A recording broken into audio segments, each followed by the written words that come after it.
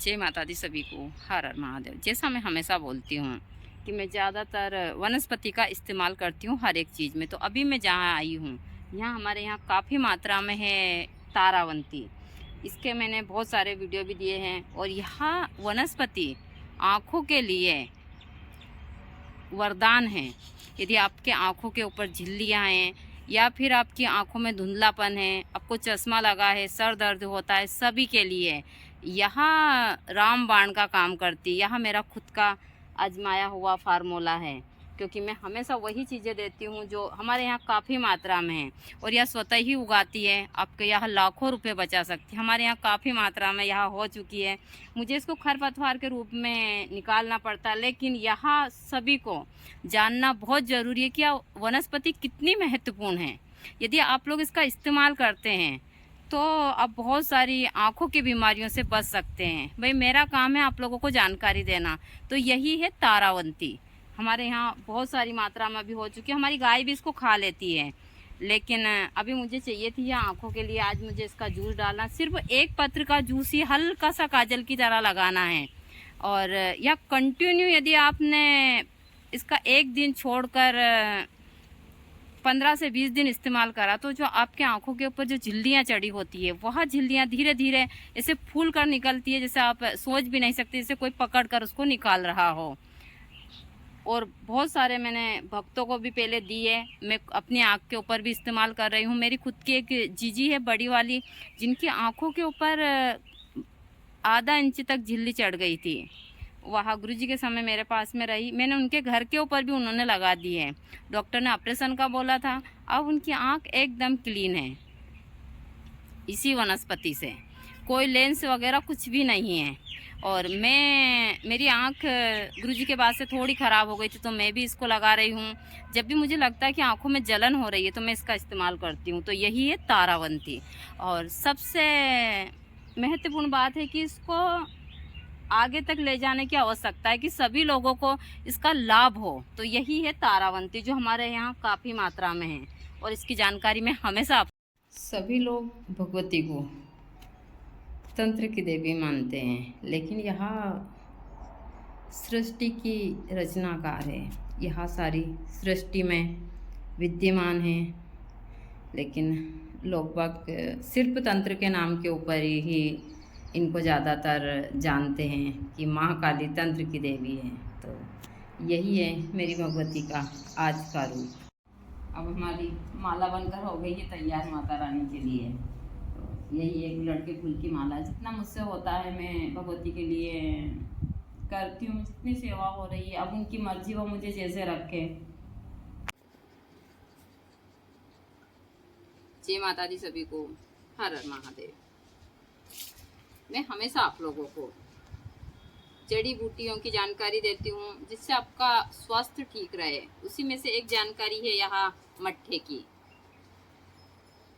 हमारी जो गाय है वो पूरे साल भर जो दूध देती है, हम उससे दही जमाते हैं और उसी से ही मट्ठा बनाते हैं। हम गांव की भाषा में इसको मई बोलते हैं। यहाँ हमारे घर में ज़्यादा नहीं तो हफ्ते में 3 बार बनता है और 7 से 8 लीटर मट्ठा हमेशा हमारे यहाँ पर रहता है, जो हम सिर्फ पौधे वगैरह में ही डालते हैं, क्योंकि हमारे यहाँ तो कोई इसको पीता नहीं है। लेकिन आजकल गर्मी का टाइम चल रहा है, बहुत सारे लोगों की यहाँ स्वास्थ्य के लिए रामबाण का काम करता है। गुरुजी को इसका बहुत शौक था। गुरुजी हमेशा एक गिलास मट्ठा, अमन बाबा को भी शौक ज़्यादा नहीं है, मुझे भी नहीं है। और मट्ठा एकदम देख सकते हैं आप लोग, इस हिसाब का एकदम जाड़ा मट्ठा है। हमारा छोटू बैठा है यहाँ पर मट्ठा पीने के। छोटू मट्ठा पिएगा? हाँ मट्ठा पिएगा, अभी मट्ठा पिएगा। इसको मट्ठा पीने का बहुत शौक है। जो हमारा बड़ा वाला वो नहीं पीता है, यही पीता है मट्ठा। तो यही है। इसकी लस्सी बहुत ही टेस्टी लगती है, लेकिन मैं नहीं पीती हूँ क्योंकि मुझे ज़्यादा अच्छी नहीं लगती है। और यहाँ एकदम देसी और हमारे घर की छाछ है, इससे कढ़ी बनती है, इससे रायता बनता है और बहुत सारी चीज़ें बनती है। लेकिन मैं हमेशा सभी को बोलती हूँ कि यहाँ सब कुछ है, लेकिन यहाँ इंसानों की कमी है। और यहाँ एकदम शुद्ध देसी गाय का मक्खन है, जो अभी मैंने निकाला है। हमारे यहाँ पर 8 दिन में 1 से 1.5 किलो गाय का घी हो जाता है, जो हम मंदिर में काम लेते हैं ज़्यादातर हवन पूजन में और घर के लिए। हम इसको मार्केट में भी ज़्यादा नहीं देते हैं। जो भी चीज़ें होती है सब ज़्यादातर हवन पूजन में ही काम आता है और आरती में। तो यही मेरी सारी चीज़ें जो मैं आप लोगों को हमेशा बताती रहती हूँ, क्योंकि मैं गृहस्थी की साधक हूँ और सारी चीज़ें इसी हिसाब से आप लोगों को बताती हूँ। तो जिनको भी मट्ठा पीना है, ऐसे तो मैं आश्रम पर सबको आना मना करती हूँ, लेकिन फिर भी अभी गर्मी का टाइम चल रहा है और गर्मी के टाइम में यदि 1 गिलास मट्ठा मिल जाता है तो बस इंसान का पूरा दिन बहुत अच्छा निकलता है।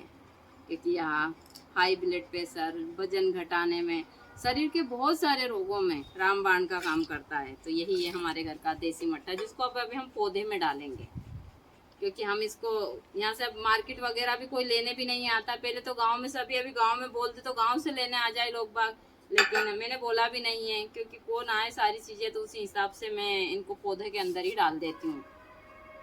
थोड़ा बहुत हमारे डोगी पी लेते हैं, बाकी का मैं पौधे में डाल देती हूँ। जय माता दी सभी को, हर हर महादेव। अभी बज रहे हैं सुबह के 4 और मैं लगा रही थी ध्यान। बाबा कर रहा है रनिंग। हमारी चीज़ें इसी प्रकार से चलती रहती है। मुझसे कुछ भक्तों ने पूछा था कि माता जी हम ध्यान कैसे लगाएं, और यदि ध्यान लगाते समय हमारा मन बार बार भटकता हो तो हम उसके लिए क्या करें। देखिए, ध्यान लगाना अपने आप को कंट्रोल करना होता है। पूरे शरीर को, हर एक चीज़ को, दिमाग को, मन को, सारी चीज़ों को। हाँ, यह भटकता है, सभी का भटकता है, ऐसा नहीं है, लेकिन इसको बार बार आपको एक ही जगह पर केंद्रित करना होगा, यानी कि ध्यान पे।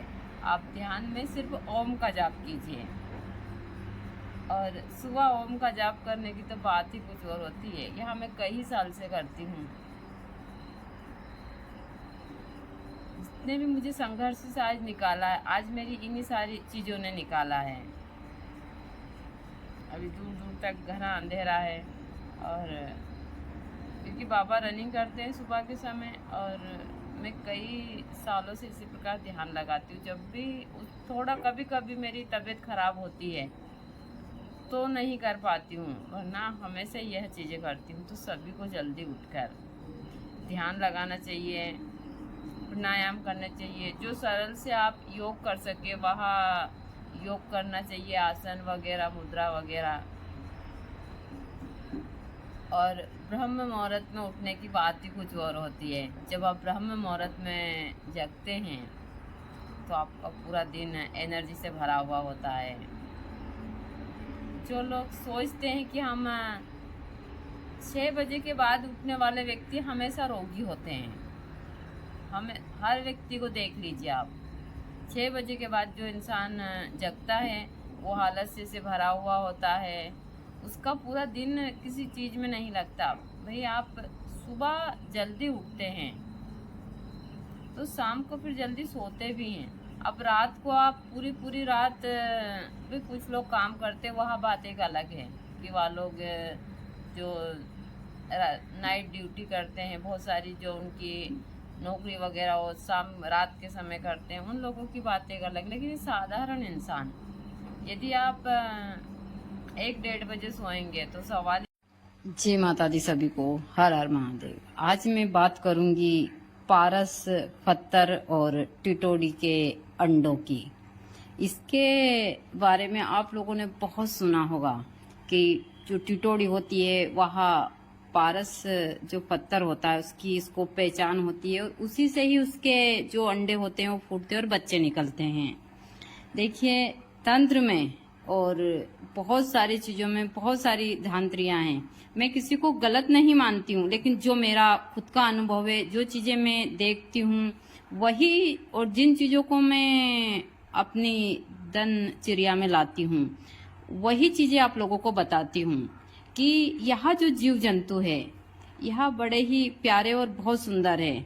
इनके जो बच्चे हैं वहाँ आप देख सकते हैं कितने प्यारे मेरे पास में हैं। मैं यहाँ पर 15 साल से रह रही हूँ, और कम से कम 15 से 20 जोड़े यहाँ पर टिटोड़ी के मेरे आश्रम के ऊपर है, जो कि तालाब के ऊपर मेरा आश्रम है। तो यहाँ पर हर समय के ऊपर यह जानवर हमारे पास रहते हैं। यहाँ अंडे देने से देकर बच्चे बड़े होने तक इनके मेरे पास ही रहते हैं। मैंने इनके ऊपर अच्छे से रिसर्च किया है। ना तो कोई यहाँ पारस पत्थर लाते हैं, ना ये सारी चीजें इनके बारे में हैं। बहुत सारी चीजें हैं जिनके कारण लोग बाग इनके अंडों को नुकसान पहुंचा देते हैं। बहुत सारी चीजें हैं, लेकिन यहाँ पशु पक्षी है, यह बड़े ही सुंदर हैं, इनको जीने दो। हर एक पशु पक्षी के बारे में बहुत सारी गलत धांधलियां दी गई है तंत्र में, और बहुत सारी चीजें हैं। मैं कभी किसी को गलत नहीं बताती हूँ, लेकिन हाँ, मैं यह कह सकती हूँ कि यह सारी एक कोरी धांधली है और यह एक अंधविश्वास है। आप अंधविश्वास में आकर इन जीवों को नुकसान मत पहुंचाइए, इनसे प्यार कीजिए। यह बड़े ही सुंदर हैं, मैं इनके बीच रहती हूँ। हम इनसे प्यार करते हैं तो हमसे बहुत प्यार करते हैं, और इनकी जो दुआ लगती है वही सच्चा पारस पत्र है। ना कि हम बहुत सारे लोग इनके अंडों को फोड़ देते हैं, इनके अंडों को ले जाते हैं, बहुत सारी चीजें हैं, लेकिन ऐसा कुछ नहीं होता है। यह देखने में इतने सुंदर है कि इनको मुझे छोड़ने का मन ही नहीं होता है। इनको देखकर मेरा मन बहुत प्रसन्न हो गया। जब मैं जीवों को देखती हूँ तो मुझे लगता है कि मैं स्वयं भगवती को ही अपने आसपास देख रही हूँ। मैं प्रकृति में, इन जीवों में, सब में भगवान का वास देखती हूँ, और मैं प्रकृति के बीच रहकर आप लोगों को इन सारी चीजों की सही से जानकारी देती हूँ। मैं कभी किसी को गलत नहीं बताती हूँ, लेकिन मेरा खुद का अनुभव और मेरी सारी चीजें हैं। चाहे कौवे का घोंसला हुआ या फिर टिटोड़ी के बच्चे के बारे में बहुत सारी धांधलियां हैं, बहुत सारी चीजें हैं।